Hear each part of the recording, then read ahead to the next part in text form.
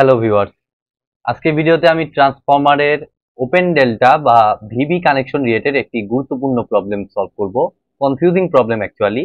এবং ভিডিওটি শুরু করার আগে আমি অবশ্যই বলবো, যারা আমার চ্যানেলে একদম নতুন তারা আমার প্লে লিস্ট থেকে ট্রান্সফরমারের এই ওপেন ডেল্টা কানেকশন রিলেটেড আমার একটি বেসিক ক্লাস আছে, প্লে লিস্টে গেলেই আপনারা পাবেন।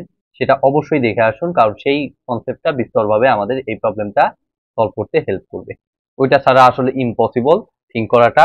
তো আমি আলোচনা দেখুন শুরু করতেছি।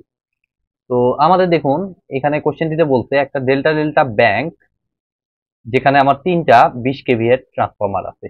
ঠিক আছে, তো ডেল্টা ডেল্টা ব্যাংক থেকে আমাদের প্রত্যেকটা 20 কেভি মানে তিনটা মিলায় 60 কেভি এর আমার টোটাল রেটিং আছে। তো সেটা দ্বারা কি করছি আমি, 2300/230 ভোল্ট, ওকে টার্নস রেশিও দেওয়া আছে, supplies a load of 40 KV, অর্থাৎ এই 60 কেভি দিয়ে আমি 40 কেভি এর লোডকে চালাচ্ছি। তারপরে কি বললো, if one transformer is remove find for the resulting VB connection. তো একটা ট্রান্সফরমার রিমুভ করলে তো ভিবি কানেকশন হয়, আপনারা জানেন।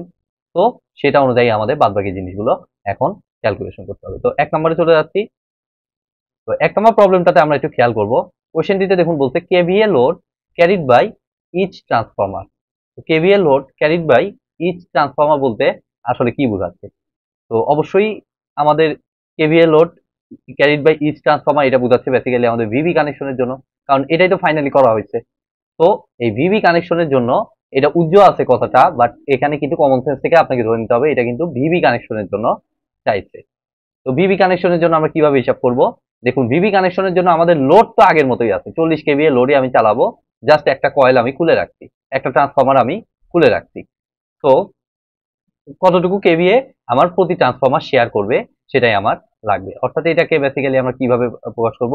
সিম্পলি এস ভিভি পার কয়েল বা পার ট্রান্সফরমার। এখানে ট্রান্সফরমার বলতে তো পার টি দ্বারা প্রকাশ করলাম সংক্ষেপে। ঠিক আছে, এটা মানে আমাদের পার ট্রান্সফরমার বোঝাচ্ছি। তাহলে এটা সমান অ্যাকচুয়ালি আমাদের ফর্মুলা কি, 1/√3 ইন্টু আমাদের কত, আমি আমি কিন্তু এটা প্রমাণ আমার বেসিক ক্লাসে দিয়ে দিয়েছি, ইন্টু হচ্ছে টোটাল এস লোড। ঠিক আছে, গত ক্লাসের যে প্রবলেমটা ছিল সেটাও সেখানে কিন্তু এই সেম জিনিস করেছিলাম।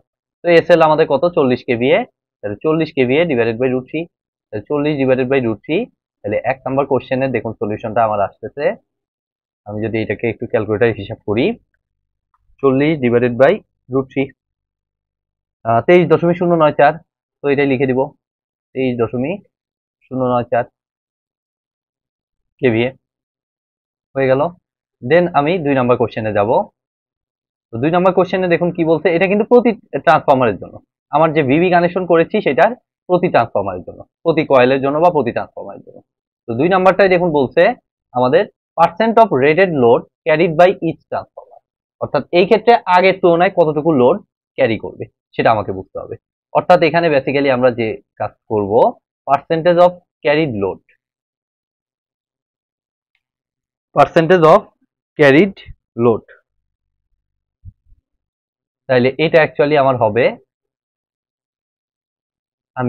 আমি বিবেচনা করতেছি কত, বর্তমান অবস্থা ডিভাইডেড বাই প্রেজেন্ট অবস্থা, এইভাবে যা চিন্তা করবো। তাহলে পার্সেন্টেজ লোড মানে বর্তমান অবস্থা বাই প্রেজেন্ট অবস্থা। তো বর্তমানে এটাকে 23.094 বানাইছি, তো এখানে 23.094 হুবহু লিখবো। আর নিচে কোনটা হবে, নিচে হবে হচ্ছে আগের অবস্থা। তো 23.094 কিন্তু একটা ট্রান্সফরমারের উপর লোড, তাইলে আগের যে সিচুয়েশন সেটা অনুযায়ী কিন্তু আমার একটা ট্রান্সফরমারের উপর লোডটাই আমার দেখতে হবে। তো আগে ছিল ডেল্টা ডেল্টা, তো ডেল্টা ডেল্টাতে আমরা দেখতে পাচ্ছি তিনটা 20 কেভি এর ট্রান্সফরমার। তো প্রতিটা হচ্ছে আমাদের অ্যাকচুয়ালি 20 কেভি করে, তাহলে আগের থেকে ইয়ার উপর লোডটা বেশি পড়তেছে। তাহলে পার্সেন্টেজ অফ লোড এটা অ্যাকচুয়ালি হবে এত ইন্টু 100%। তাহলে এটাকে যদি আমরা হিসাব করি, 23.094 ডিভাইডেড বাই 20 ইন্টু 100, 115.47%। এটা অ্যাকচুয়ালি হবে আমাদের 115.47%। সিম্পল, 470 হয়, তো এটা 2 দশমিক দিলে সমস্যা নেই। তারপরে আসি আমাদের 3 নাম্বার কোশ্চেনে। তো 3 নাম্বার কোশ্চেনটা একটু ভালো মতো বুঝি, ঠান্ডা মাথায় এগুলো সলভ করতে হবে, তা না হলে একটু ইয়া হলে কিন্তু ইরোড করলে কিন্তু মানে পরবর্তী ক্যালকুলেশন গুলো বাধাগ্রস্ত হতে পারে, ওইটা তো ভুলই পরেগুলো সমস্যা হতে পারে। তো পরেরটা দেখুন বলছে total KVA rating of the VB bank. তো এটাকে আমরা একটু বুঝি ভালো মতো। তো আমরা এখানে যদি টোটাল কেভিএ রেটিং বের করতে চাই তাহলে আমরা কিভাবে বের করব সেটা আমাদেরকে বুঝতে হবে। তো এখানে কিন্তু অনেকে একটা ভুল করে ফেলে, সেটা হচ্ছে আমি তো প্রতি ট্রান্সফরমারে কেভিএ রেটিংটা পাইছি 23.094। তো এইটাকে 2 দিয়ে গুণ করে, যেহেতু দুইটা কয়েল থাকে, তো 2 দিয়ে গুণ করলে এটা কিন্তু কমপ্লিটলি ভুল একটা প্রসিডিউর হবে। দেখুন আমি কিন্তু আমার থিওরি ক্লাসে এই যে টোটাল কেভিএ রেটিং ভিবি ব্যাংকের সাথে আমার হচ্ছে ডেল্টা ডেল্টা ব্যাংকের কেভিএ রেটিং এর একটা ফর্মুলা ডিরাইভ করে দিয়েছি। তো সেই ফর্মুলাটা অ্যাকচুয়ালি কি ছিল, এস অফ ভিবি, আমার বেসিক ক্লাসে actually S of VB connection ছিল হচ্ছে আমাদের এস ডেল্টা ডেল্টা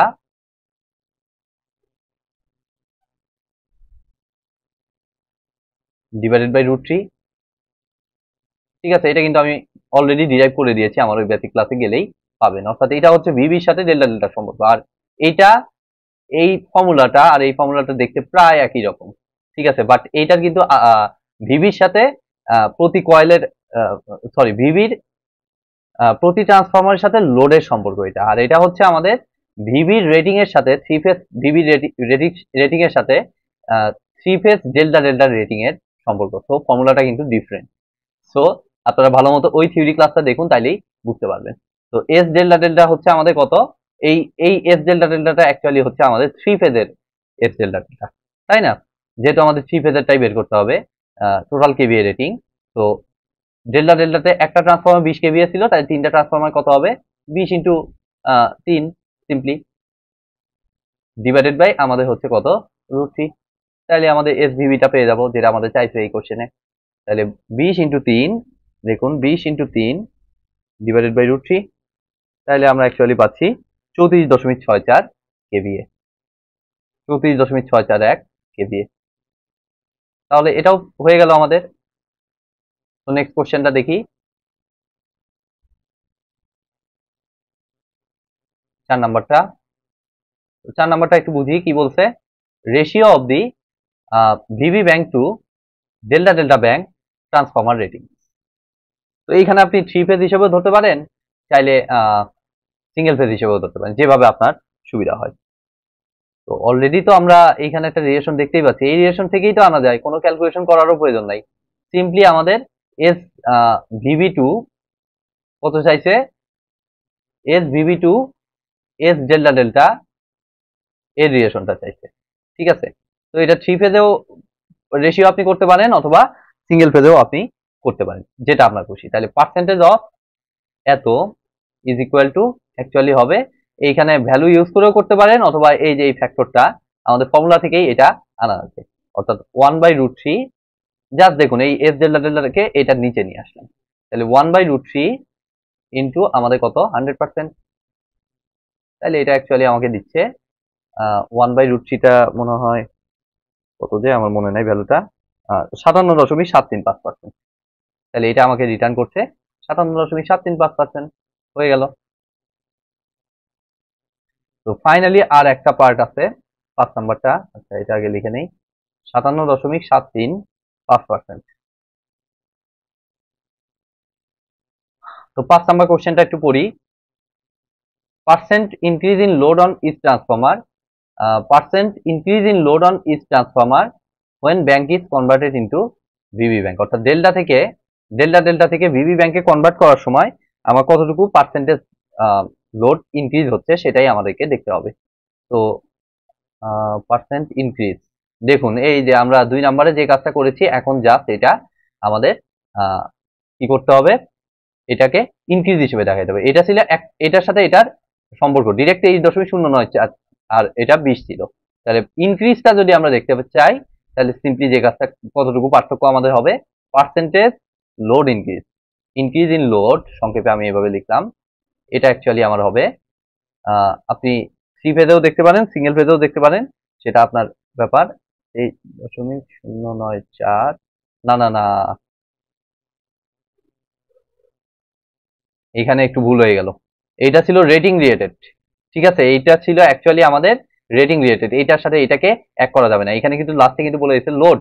ঠিক আছে, পার্সেন্ট ইনক্রিজ ইন লোড, এটা ছিল রেটেড লোড, আর এটা কিন্তু শুধু লোড, অর্থাৎ যে লোড এখানে চালাচ্ছি সেটা অনুযায়ী এটা ভ্যারি করবে। তো কোশ্চেনটা কতটা ঘুরিয়ে পেঁচিয়ে দিয়েছে দেখছেন, মিল নাই এখানে, ওইটার সাথে এটার কোনো মিল নাই। তাইলে আমাকে এখন দেখতে হবে আমার বর্তমানে লোডটা আমার কত হয়েছে। বর্তমানে লোডটা আমরা দেখতে পাচ্ছি আমাদের সিঙ্গেল ট্রান্সফরমারের জন্য আমাদের প্রতি কয়েলে হচ্ছে কত 23.094। এটা তো আমি এই যে এস লোড থেকে পেয়েছি। তো আমাদেরকে এখানে কিন্তু শুধুমাত্র লোড রিলেটেড তথ্যগুলোই এখানে নিতে হবে, আর কোনো তথ্য নেওয়া যাবে না। তাই 23.094 মাইনাস হবে হচ্ছে আমাদের আগের লোডটা কত ছিল সেটা এখন বুঝতে হবে। তো আগের লোডটা ছিল আমাদের 40ই ছিল, বাট এখানে 3টা কয়েল ছিল। তো 40 ডিভাইডেড বাই ডেল্টা ডেল্টার জন্য এখানে সিম্পলি হবে 40 ডিভাইডেড বাই 3, আর এইখানে কিন্তু হয়েছে আমাদের 40 ডিভাইডেড বাই √3। তো এখানে 40/3, আর নিচে ইনিশিয়ালটা কত 40 ডিভাইডেড বাই 3। তো এই ম্যাথটা কিন্তু বেশ ক্রিটিক্যাল এবং এগুলোতে ভুল করার চান্সও কিন্তু আছে। রিমেম্বার এটা কিন্তু রেটেড লোড, যার কারণে আমি 20টাকে ইউজ করছি, ঠিক আছে, অর্থাৎ এই রেটিংটা হুবহু ইউজ করছি, বাট এখানে কিন্তু লোড অনুযায়ী 3 ভাগে ভাগ করে দিতে হবে। তো এটা নিয়ে কিন্তু আপনাদের কনফিউশন হবে, তো বি কেয়ারফুল। তাহলে 23.094 minus 40/3 divided by 40/3 into 100%, 73 percentage increase in load. এখানে তো ইনক্রিজ ইন লোড বলেই দিচ্ছে, তারপরে এরা 173.2% লিখছে কেন? অবভিয়াসলি এটা ভুল, কারণ পার্সেন্ট ইনক্রিজ বলে দিচ্ছে, তো মাইনাস অবশ্যই হবে। তো আমাদের ক্যালকুলেশন ঠিকই আছে, এটা 73.205 হবে। এটা যদি বলতো যে এটার মতো বলতো পার্সেন্টেজ অফ রেটেড লোড, তাইলে আমি 173 দশমিক লিখতাম, বাট এইখানে তো বলে দিচ্ছে ইনক্রিজ, ক্লিয়ারলি কোশ্চেনে উল্লেখ করে দিচ্ছে। তো আমার মাইনাস না করে আমি 23.094 বাই 40/3 এভাবে লিখতে পারবো না অবশ্যই। তো এই ছিল মোটামুটি আজকের ভিডিওটি যদি ভালো লেগে থাকে অবশ্যই ভিডিওতে একটি লাইক দিবেন, বন্ধুদের সাথে বেশি বেশি শেয়ার করবেন, আর চ্যানেলে নতুন হয়ে থাকলে অবশ্যই চ্যানেলটি সাবস্ক্রাইব করবেন। ধন্যবাদ।